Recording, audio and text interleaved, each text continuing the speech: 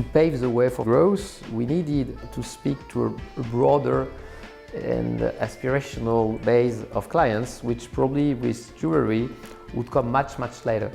And so we have added products at a much lower price point as you would ever dream for a piece of jewelry. At the end of the 90s, the company had jewelry, watches, accessories and fragrances. And then we thought about how can we interact in a more intimate way with our customers. And this idea of doing a very small collection of ultra-luxury hotels came about.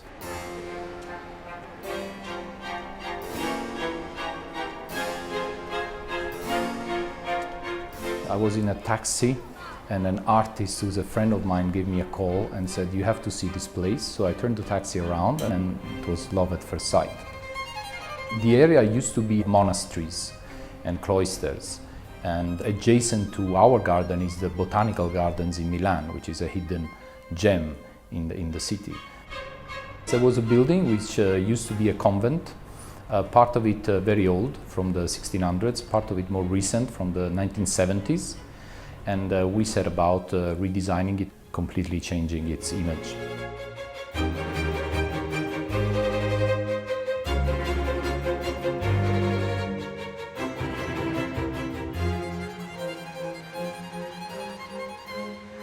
In London, we have a 25 meters pool that you would never expect from an hotel that small. So in that way, you create, a sequence of unexpected experience, which eventually will create a unique emotional memory when you get out of it.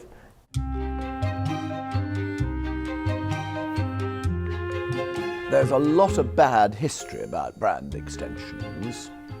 If you overextend your brand, you spread it thin, you go into areas where you're less credible. At the end, if you overdo it, your brand is devalued. I think the brands which are most careful have the longest future.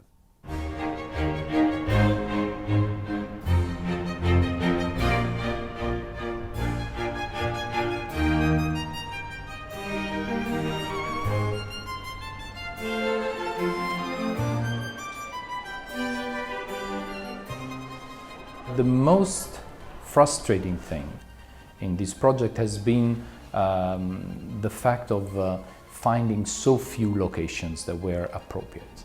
My strongest advice would be do something only if you have something to say.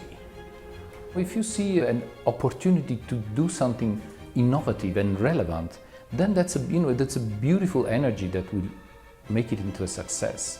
If you sit cold-blooded and start saying, okay, let's venture into this business and what are we going to do? Let's copy the competitors. For me, the customer ultimately will read between the lines and punish you.